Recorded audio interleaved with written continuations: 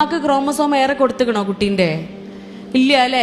കുട്ടി നല്ല പ്രൈസൊക്കെ വാങ്ങി വന്നാലും നമ്മൾ എന്ത് പറയും? നോക്കിയാണ് നിങ്ങൾ എൻ്റെ കുട്ടിയാണിത് എന്ന് ഇല്ലേ? മൂപ്പരോട് പറയും നോക്കിയാണ് നിങ്ങൾ എൻ്റെ കുട്ടിയാണ്. മൂപ്പരെന്താ പറയാ? നോക്കിയാടി എൻ്റെ കുട്ടിയാണിത്. കുരുത്തക്കേട് കാണിച്ചു വന്നാലോ നിങ്ങളതല്ലേ, പിന്നെ എങ്ങനെയാന്ന് നമ്മളും പറയും നിന്റെ അല്ലേ, നീ തന്നെ പോയാൽ മതി പാരൻസ് മീറ്റിങ്ങിന് എന്ന് അവര് നമ്മളെ കുറ്റപ്പെടുത്തുകയും ചെയ്യും. ഇത് ഇരട്ടത്താപ്പല്ലേ അല്ലേ? ഇത് നമ്മൾ മനുഷ്യന്മാർക്കേ പറ്റുള്ളൂ അല്ലേ? അള്ളാഹു യുക്തിമാനും നീതിമാനുമാണ്. നോക്കൂ, നമ്മുടെ സൃഷ്ടിപ്പ് പോലും ആ നീതിയിലൂടെയാണ്.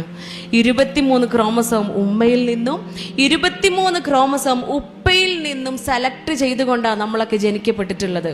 എന്തേ? വാപ്പയല്ലേ, പെര കൊണ്ടെടുക്കുന്ന ആളല്ലേ. ആ പൊരയില് അടുപ്പ് പുകയണമെങ്കിൽ വാപ്പ പുറത്തിറങ്ങണം, വാപ്പ ചോര നീരാക്കി അധ്വാനിക്കണം. കുടുംബം പോറ്റുക എന്ന ധർമ്മം അത് ഉപ്പാക്ക് ഉത്തരവാദിത്തപ്പെട്ടതാ അല്ലേ? വീട്ടിലെ ആണുങ്ങൾക്ക് ഉത്തരവാദിത്തപ്പെട്ട കാര്യമാണ്. അതുകൊണ്ട് അത്രയേറെ കഷ്ടപ്പെടുന്ന ആളുകളല്ലേ.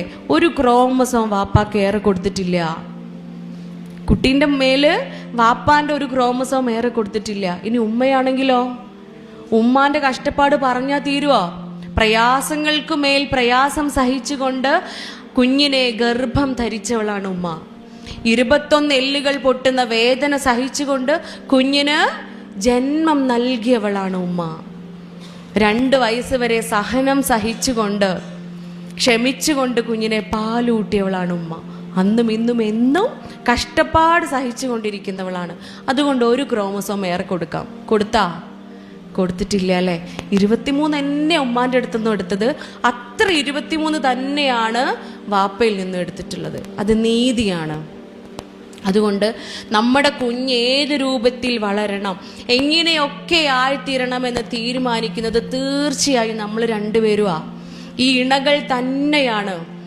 അതുകൊണ്ടല്ലേ മക്കൾക്ക് മാതാപിതാക്കൾ ആരാണ് എന്ന് മുത്ത് മുഹമ്മദ് മുസ്തഫ സ്വല്ലല്ലാഹു അലൈഹി വസല്ലമയുടെ അടുത്ത് ചോദിച്ചപ്പോൾ മറുപടി എന്താ പറഞ്ഞത്?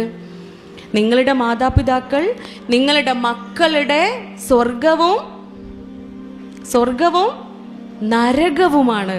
സ്വർഗമാണ് എന്നല്ല പറഞ്ഞിട്ടുള്ളത്. സ്വർഗത്തിൻ്റെ കൂടെ എന്തും കൂടെ പറഞ്ഞു? നരകം കൂടെ ഉൾപ്പെടുത്തിയിട്ടുണ്ട്. സ്വർഗവും നരകവും ആര് തന്നെയാ? നമ്മൾ പാരൻസാ.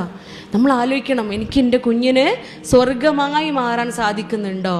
എൻ്റെ കുഞ്ഞിനെ എന്നിലൂടെ അനുഭവിപ്പിക്കുന്നതെല്ലാം അവനെ സ്വർഗത്തിലേക്ക് എത്തിക്കുന്ന കാര്യങ്ങളാണോ?